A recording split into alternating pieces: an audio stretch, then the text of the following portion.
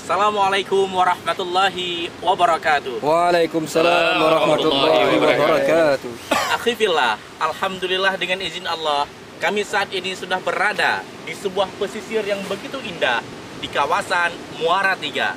Dan pada kesempatan kali ini, kami telah hadir bersama rekan-rekan dari santri-santri, kumpulan santri untuk merajut persaudaraan. Namun pada kesempatan ini ada sesuatu yang menarik, karena dari tadi malam mereka sudah merangkul dan merancang sebuah nasyid terbaik yang dipimpin oleh Tunku Ibnu Mubarak yang dikenal dengan Al-Buraki. Untuk mengurangi rasa penasaran, mari kita dengarkan bersama. Yuk, silakan. Lebih berat dah.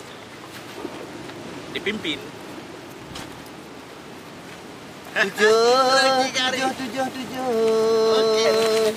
Cukup hektar preh gelah tujuh.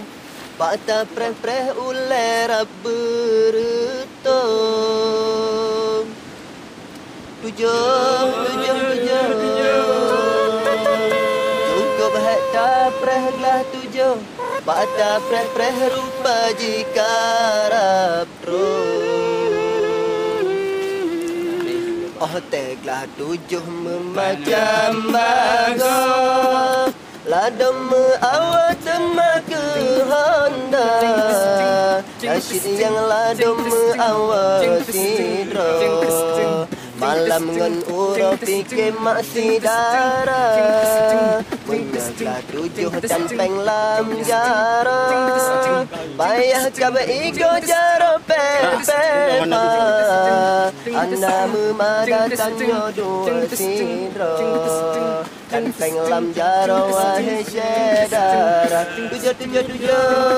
Tujuh, hoka jalan belah tujuh, benar kapate atalon ratu. Tujuh,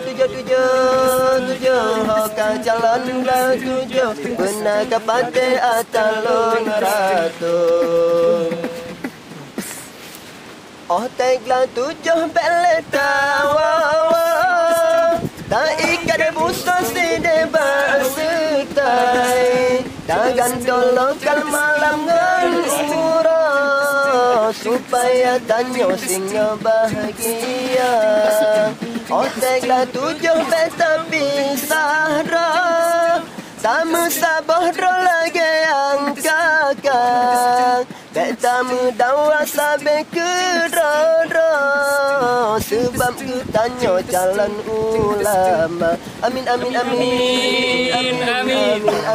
ya Rahman, amin ya Mannan, amin ya Salam. Amin ya Rahman, amin ya Mannan, amin ya Salam. Oke, luar biasa bukan? Persembahan yang begitu indah dan menarik dalam menggambarkan kelas 7 nantinya. Saksikan kami di tempat yang lain dan waktu berbeda. Insya Allah kami akan kembali. Wassalamualaikum warahmatullahi wabarakatuh.